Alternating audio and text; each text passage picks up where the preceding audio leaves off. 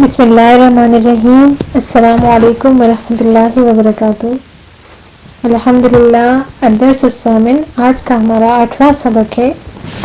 تو اس سبق میں ہم بڑھاپے کی وجہ سے روزے کا حکم پڑھیں گے. مسئلہ نمبر 43 ہے. اگر کوئی مرد یا عورت بڑھاپے یا دائمی مریض، یعنی کوئی مرد ہے یا عورت ہے تو اس کو بڑھاپا ہے یا وہ دائمن مریض ہے. دائمن مریض کس کو کہتے ہیں؟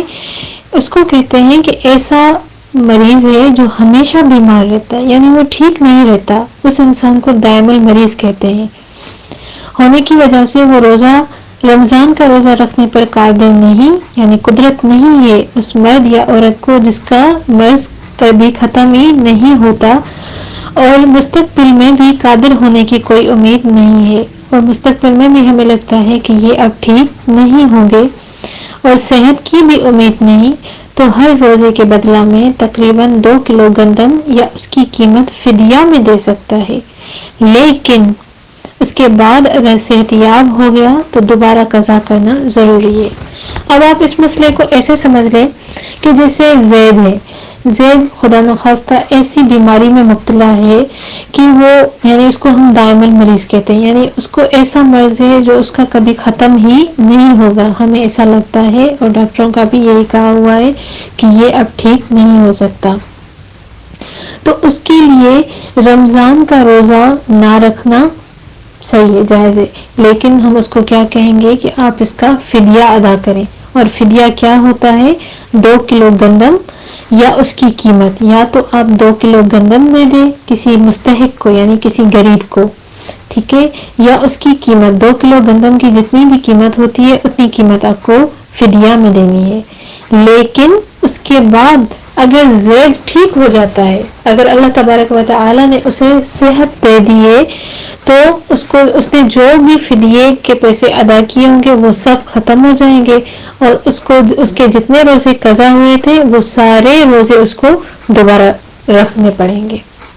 یہ مسئلہ یہاں پہ ہو گیا. اب دوسرا مسئلہ نمبر 44. بغل کے بال. روزے کے دوران بغل کے بال صاف کرنا جائز ہے، اس سے روزے پر کوئی بھی اثر نہیں پڑے گا. زیر ناف کے بال بھی صاف کرنے سے کوئی اثر نہیں پڑتا. مسئلہ نمبر 45. بواسیر. اگر کوئی شخص خونی بواسیر کے مرض میں مبتلا ہے، پاک رحم فرمائے، اور روزہ رکھنے کی صورت میں خون آنے لگتا ہے اور بواسیر کے مسے بھی پھول جاتے ہیں اور بہت تکلیف ہوتی ہے، لیکن روزہ نہ رکھنے سے صحیح رہتا ہے.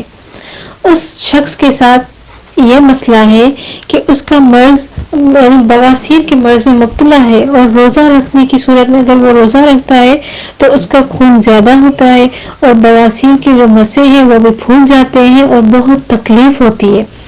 لیکن اگر دیکھیں تو اگر وہ روزہ نہیں رکھ رہا ہے تو روزہ نہ رکھنے کی وجہ سے وہ انسان کچھ ٹھیک رہتا ہے، تو ایسے مریض کو رمضان شریف میں روزہ نہ رکھنے کی اجازت ہے.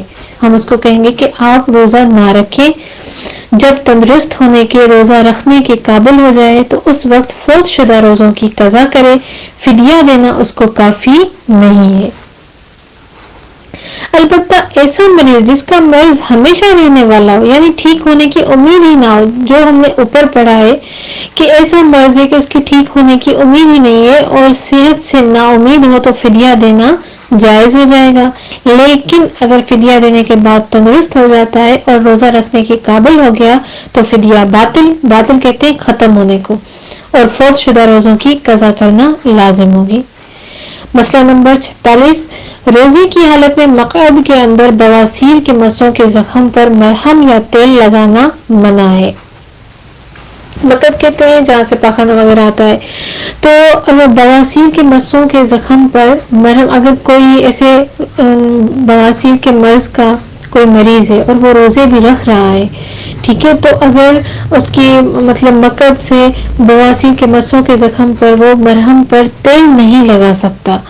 اگر دوا یا تیل اس حد تک پہنچ جائے جہاں سے معدہ اس کو جذب کر لیتا ہے، کیونکہ ہماری یہ ساری چیزیں ملی ہوئی ہوتی ہیں اور کوئی بھی اگر وہاں پہ تیل لگائے گا تو معدہ اس کو جذب کر لیتا ہے.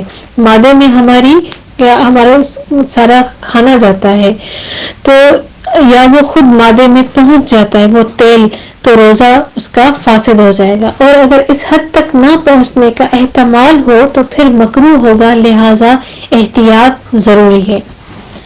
مسئلہ نمبر 47، اگر پاخانے کے وقت بواسیر کے مس سے باہر آ جاتے ہیں تو استنجا کرنے کے بعد اندر سے پہلے خشک کرنا ضروری ہے، ورنہ وہ پانی اندر جانے کی صورت میں روزہ فاسد ہو جائے گا، کیونکہ وہ پانی ہمارے جسم میں اندر جاتا ہے، تو وہ پانی اگر اندر چلا گیا تو اس وجہ سے روزہ فاسد ہو جائے گا۔ وآخر دعوانا ان الحمد للہ رب العالمین۔